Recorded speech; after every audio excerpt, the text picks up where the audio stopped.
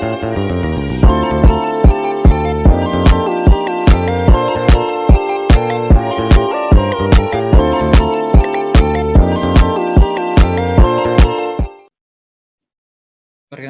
nama saya Ari Kristianto Lamban, NIM 21212042, jurusan Teknik Mesin, Fakultas Teknik. Di sini saya akan membahas materi tentang sistem pendingin dan pendingin udara dari mata kuliah AC. Untuk materi ini kita akan bahas yang pertama, dasar-dasar sistem pendingin, kemudian yang kedua, komponen dan proses dalam sistem pendingin, kemudian yang ketiga, tantangan dan inovasi dalam teknologi pendinginan. Yang pertama itu dasar-dasar sistem pendingin. Di sini ada definisi dan pentingnya sistem pendingin. Yang pertama, sistem pendingin. Sistem pendingin adalah teknologi yang digunakan untuk menghilangkan panas dari suatu ruang atau objek, sehingga menjaga suhu yang diinginkan untuk kenyamanan dan efisiensi operasional. Kemudian yang kedua, di sini ada pentingnya sistem pendingin. Pentingnya sistem pendingin terletak pada perannya dalam berbagai aplikasi, mulai dari pendinginan ruangan di rumah sehingga pengendalian suhu dalam proses industri yang berdampak langsung pada produktivitas dan kualitas produk. Kemudian, yang ketiga, yaitu kenyamanan dan efisiensi energi. Dengan meningkatnya kebutuhan akan kenyamanan dan efisiensi energi, sistem pendingin menjadi komponen krusial dalam infrastruktur modern, berkontribusi pada pengurangan konsumsi energi dan dampak lingkungan. Kemudian untuk berikutnya di sini aplikasi dalam kehidupan sehari-hari. Untuk dalam lingkup penggunaan yang luas, sistem pendingin dan pendinginan udara digunakan secara luas dalam kehidupan sehari-hari, mulai dari pendinginan ruangan di dalam rumah, kendaraan, hingga fasilitas komersial seperti pusat perbelanjaan dan gedung perkantoran yang meningkatkan kenyamanan penghuninya. Kemudian yang kedua, untuk industri makanan dan minuman. Dalam industri makanan dan minuman, sistem pendingin berperan penting dalam menjaga kesegaran produk, mencegah pembusukan, dan memastikan kualitas serta keamanan makanan selama penyimpanan dan distribusi. Contoh untuk industri dalam makanan yaitu kulkas dan freezer. Kemudian untuk aplikasi medis. Selain itu, sistem pendingin juga digunakan dalam aplikasi medis, seperti penyimpanan vaksin dan obat-obatan yang memerlukan suhu tertentu untuk menjaga efektivitas, menunjukkan pentingnya teknologi ini dalam sektor kesehatan. Untuk yang berikutnya itu prinsip termodinamika dalam pendinginan. Untuk yang pertama itu hukum pertama termodinamika. Prinsip termodinamika yang mendasari sistem pendingin melibatkan hukum pertama termodinamika yang menyatakan bahwa energi tidak dapat diciptakan atau dihancurkan, hanya dapat diubah bentuknya sehingga penting untuk memahami bagaimana energi panas dipindahkan dan dikendalikan dalam proses pendinginan. Untuk yang kedua yaitu siklus refrigerasi. Proses pendinginan dalam sistem seperti AC dan kulkas melibatkan siklus refrigerasi, di mana refrigeran menyerap panas dari lingkungan dan melepaskan keluar, memanfaatkan perubahan fase dari cair ke gas dan sebaliknya untuk mencapai efek pendinginan yang diinginkan. Untuk yang ketiga yaitu faktor termodinamika. Efisiensi sistem pendingin sangat dipengaruhi oleh faktor-faktor termodinamika seperti tekanan, suhu, dan entropi yang harus dikelola dengan baik untuk mengoptimalkan kinerja sistem dan meminimalkan konsumsi energi serta dampak lingkungan. Untuk berikutnya yaitu hukum pertukaran panas. Yang pertama yaitu mekanisme perpindahan panas. Hukum pertukaran panas menjelaskan bagaimana panas berpindah dari satu objek ke objek lain melalui tiga mekanisme utama, yaitu konduksi, konveksi, radiasi, yang masing-masing memiliki karakteristik dan aplikasi yang berbeda dalam sistem pendingin. Untuk yang kedua yaitu desain dan material penukar panas. Dalam konteks sistem pendingin, hukum ini sangat penting untuk memahami efisiensi perpindahan panas, di mana desain dan pemilihan material penukar panas dapat mempengaruhi kinerja keseluruhan sistem pendingin. Untuk yang ketiga, yaitu analisis termal.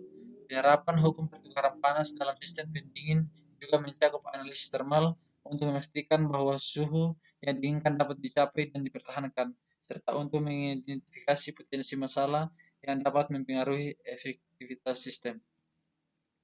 Untuk materi yang kedua itu komponen dan proses dalam sistem pendingin. Untuk komponen utama sistem pendingin, yang pertama itu kompresor. Kompresor berfungsi sebagai penjantung dari sistem pendingin, mengompresi refrigeran dan fase gas ke fase cair, sehingga meningkatkan tekanan dan suhu refrigeran sebelum memasuki kondensor yang memungkinkan proses pendinginan berlangsung secara efisien. Kemudian, untuk komponen yang kedua yaitu evaporator. Evaporator adalah komponen yang bertanggung jawab untuk menyerap panas dari lingkungan sekitar, di mana refrigeran yang berada dalam fase cair menguap menjadi gas, sehingga menghasilkan efek pendinginan yang diinginkan dalam ruang yang akan didinginkan. Kemudian yang ketiga yaitu kondensor. Kondensor berperan dalam melepaskan panas yang diserap oleh refrigeran ke lingkungan luar, di mana gas refrigeran dikondensasi kembali menjadi cairan, menyelesaikan siklus pendinginan dan mempersiapkan refrigeran untuk kembali ke kompresor. Untuk siklus pendinginan dan peran refrigeran. Yang pertama itu tahap siklus pendinginan. Siklus pendinginan terdiri dari 4 tahap yaitu kompresi, kondensasi, ekspansi, dan evaporasi yang bekerja secara berurutan untuk memindahkan panas dari suatu tempat ke tempat lain sehingga menciptakan efek pendinginan yang diinginkan dalam sistem pendingin. Untuk yang kedua yaitu peran refrigeran. Refrigeran berperan sebagai media transfer panas dalam siklus ini dengan kemampuan untuk menyerap dan melepaskan energi panas saat mengalami perubahan fase dari cair ke gas dan sebaliknya, yang sangat penting untuk efisiensi sistem pendingin. Kemudian yang ketiga yaitu pemilihan refrigeran. Pemilihan jenis refrigeran yang tepat sangat mempengaruhi kinerja dan dampak lingkungan di sistem pendingin, di mana refrigeran modern dirancang untuk memiliki potensi pemanasan global yang sangat rendah dan efisiensi yang tinggi untuk keberlanjutan dalam teknologi pendinginan. Kemudian yang berikutnya itu psikometri dan ventilasi. Untuk yang pertama itu psikometri. Psikometri adalah ilmu yang mempelajari sifat-sifat udara lembab, termasuk suhu, kelembapan, dan tekanan yang sangat penting dalam desain sistem pendingin untuk memastikan kenyamanan termal dan efisiensi energi dalam ruangan. Untuk yang kedua yaitu ventilasi, berfungsi untuk menyediakan udara segar ke dalam ruang tertutup, menghilangkan polutan dan kelembapan berlebih, serta menjaga kualitas udara dalam ruangan yang berkontribusi pada kesehatan dan kenyamanan penghuni. Untuk yang ketiga yaitu mekanisme distribusi udara. Mekanisme distribusi udara segar dapat dilakukan melalui berbagai sistem ventilasi, seperti ventilasi alami dan mekanisme yang masing-masing memiliki kelebihan dan kekurangan dalam hal efisiensi energi, biaya operasional, dan dampak lingkungan. Untuk yang ketiga yaitu perpindahan panas dan sistem. Mekanisme perpindahan panas dalam sistem pendingin melibatkan tiga mekanisme utama. Yang pertama itu konduksi, untuk yang kedua yaitu konveksi dan radiasi, yang masing-masing berperan penting dalam efisiensi sistem dan pengendalian suhu. Konduksi terjadi melalui material padat, konveksi melalui fluida, dan radiasi melalui gelombang elektromagnetik. Untuk yang berikutnya yaitu penukar panas. Penukar panas adalah komponen kunci dalam sistem pendingin yang memfasilitasi perpindahan panas antara refrigeran dan lingkungan. Desain dan material penukar panas harus dioptimalkan untuk meningkatkan efisiensi perpindahan panas dan mengurangi kehilangan energi. Untuk yang ketiga yaitu pengelolaan suhu ruangan. Mempertahankan suhu ruangan yang diinginkan bergantung pada pengelolaan perpindahan panas secara efektif. Sistem pendingin harus dirancang untuk mengatasi beban panas yang bervariasi, termasuk faktor eksternal seperti suhu lingkungan dan kelembapan, agar dapat beroperasi secara optimal. Untuk yang ketiga yaitu tantangan dan inovasi dalam teknologi pendinginan. Di sini kita akan membahas tentang dampak lingkungan dari refrigeran. Dampak emisi gas rumah kaca. Penggunaan refrigeran dalam sistem pendingin dapat memiliki dampak signifikan terhadap lingkungan, terutama melalui emisi gas rumah kaca yang dihasilkan dari refrigeran yang memiliki potensi pemanasan global atau biasa disebut GWP. GWP tinggi seperti hidrofluorokarbon (HFC) dan yang dapat memperburuk perubahan iklim. Kemudian yang kedua yaitu penipisan lapisan ozon. Selain itu, beberapa refrigeran juga berkontribusi pada penipisan lapisan ozon, seperti klorofluorokarbon dan hidrofluorokarbon yang telah dilarang atau dibatasi. penggunaan di banyak negara melalui protokol. Ya, dan untuk materi yang selanjutnya itu dampak lingkungan dari refrigeran. Untuk dampak yang pertama bisa kita lihat di sini yaitu dampak emisi gas rumah kaca. Penggunaan refrigeran dalam sistem pendinginan dapat memiliki dampak signifikan terhadap lingkungan, terutama melalui emisi gas rumah kaca yang dihasilkan dari refrigeran yang memiliki potensi pemanasan global atau biasa disebut dengan GWP tinggi seperti hidrofluorokarbon HFC yang dapat memperburuk perubahan iklim. Kemudian dampak lingkungan yang kedua yaitu penipisan lapisan ozon. Selain itu, beberapa refrigeran juga berkontribusi pada penipisan lapisan ozon seperti klorofluorokarbon dan hidrofluorokarbon yang telah dilarang atau dibatasi penggunaannya di banyak negara melalui protokol Montreal untuk melindungi atmosfer bumi. Untuk dampak lingkungan yang ketiga bisa kita lihat di sini yaitu refrigeran rumah ramah lingkungan. Untuk mengurangi dampak lingkungan, penting untuk beralih ke refrigeran yang lebih ramah lingkungan seperti hidrokarbon alami misalnya propana dan isobutana dan refrigeran dengan GWP rendah serta menerapkan praktik pemeliharaan yang baik untuk mencegah kebocoran refrigeran ke atmosfer. Kemudian untuk yang ketiga, yang berikutnya yaitu pemeliharaan sistem pendingin. Yang pertama, pentingnya pemeliharaan rutin. Pemeliharaan sistem pendingin yang rutin sangat penting untuk memastikan kinerja optimal dan efisiensi energi, termasuk pembersihan komponen seperti evaporator dan kondensor, serta pergantian filter udara secara berkala untuk mencegah penumpukan debu dan kotoran yang dapat menghambat aliran udara. Kemudian yang kedua yaitu parameter yang harus dipantau.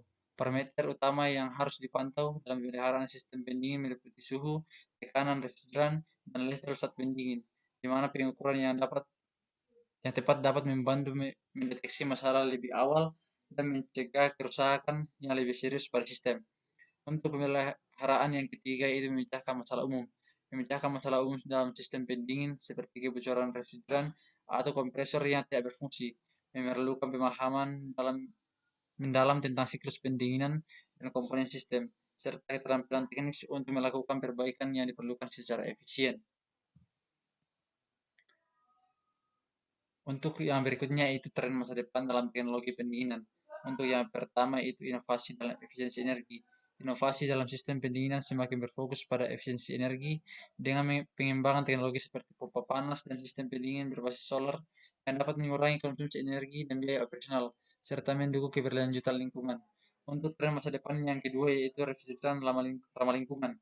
Penggunaan refrigeran yang ramah lingkungan menjadi prioritas utama di mana penelitian dan pengembangan terus dilakukan untuk menemukan alternatif yang memiliki potensi pemanasan global atau GWP rendah, seperti hidrokarbon alami dan refrigeran baru yang tidak dapat merusak lapisan ozon.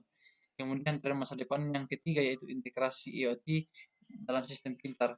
Integrasi Internet of Things atau biasa disebut dengan IoT dan sistem pintar dalam teknologi pendinginan memungkinkan pemantauan dan pengendalian yang lebih baik, meningkatkan efisiensi operasional melalui analisis data real time dan otomasi, serta memberikan kenyamanan yang lebih tinggi bagi pengguna.